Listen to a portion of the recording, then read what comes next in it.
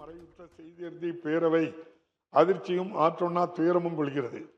திரு AVM Saravanan அவர்கள் தமிழ் திரையுலகின் முதுபெரும் ஆளுகைகளில் ஒருவராக திகழ்ந்த போதிலும் அனைவரிடத்திலும் எளிமையுடனும் பணிவுடனும் அன்போடு பழகியவர்.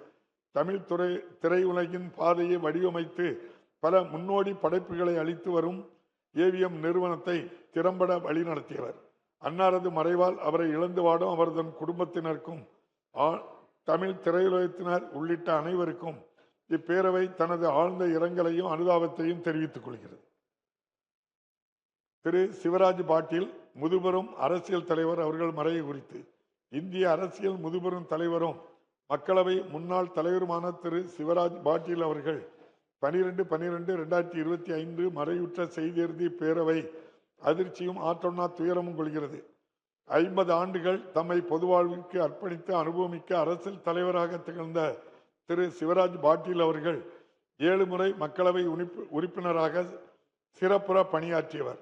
மக்களவை தலைவராகவும் துணைத் தலைவராகவும் பணியாற்றுகையில் அனைவராலும் பாராட்டு பெற்றவர். பஞ்சாப் மற்றும் ராஜஸ்தான் மாநிலங்களின் ஆளுநர், ஒன்றிய அமைச்சர், மாநிலங்களவை உறுப்பினர், மகாராஷ்டிரா சட்டமன்ற பேரவை தலைவர் மற்றும் துணைத் தலைவர் உள்ளிட்ட பல்வேறு உயரிய பொறுப்புகளில் திறம்பட பணியாற்றியவர்.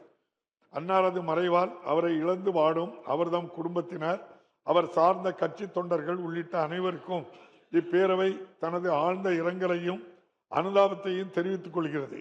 இந்த இரங்கல் தீர்மானங்களை நிறைவேற்றும் முகத்தானும் மறைந்த இப்பெருந்தகைகளுக்கு மரியாதை செலுத்தும் வகையிலும் மாண்புமிகு உறுப்பினர்கள் அனைவரும் எழுந்து நின்று 2 மணித்துளிகள் அமைதி காக்குமாறு கேட்டுக்கொள்கிறேன்.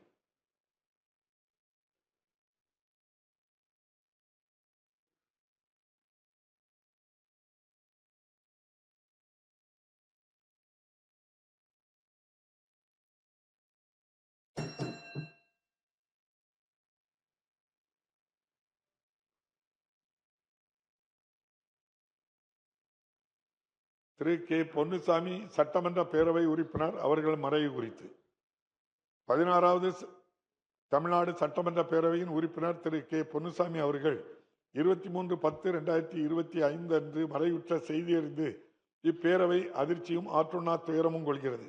திரு கே பொன்னுசாமி அவர்கள் 2006 முதல் 2011 வரையிலும் மற்றும் 2021 ஆண்டு முதல் சேந்தமங்கலம் தொகுதியிலிருந்து தமிழ்நாடு சட்டமன்ற பேரவைக்கு தேர்ந்தெடுக்கப்பட்டு சிறப்புற பணியாற்றியவர்.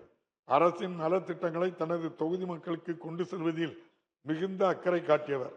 பழங்குடியின மக்களின் முன்னேற்றத்திற்காக அயராது பாடுபட்டவர். மேலும் சமூக தொண்டாற்றுவதில் தன்னை முழுமையாக ஈடுபடுத்திக் கொண்டவர். அன்னாரது மறைவால் அவரை இழந்து வாடும் அவர்தம் குடும்பத்தினர் உள்ளிட்ட அனைவருக்கும் இப்பேரவை தனது ஆழ்ந்த இரங்கலையும் அனுதாபத்தினையும் தெரிவித்துக் கொள்கிறது. இந்த இரங்கல் தீர்மானத்தை நிறைவேற்றும் முகத்தானும் மறைந்த இப்பெருந்தகைக்கு மரியாதை செலுத்தும் வகையிலும் மாண்புமிகு உறுப்பினர்கள் அனைவரையும் எழுந்து நின்று 2 மணித்துளிகள் அமைதி காக்குமாறு கேட்டுக்கொள்கிறேன்.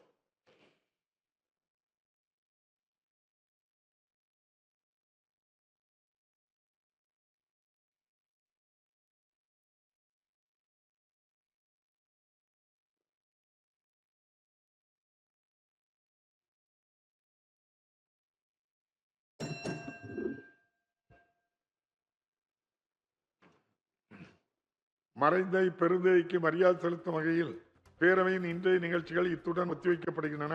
பேரவை மீண்டும் நாளை காலை 9:30 மணிக்கு கூடும். வணக்கம்.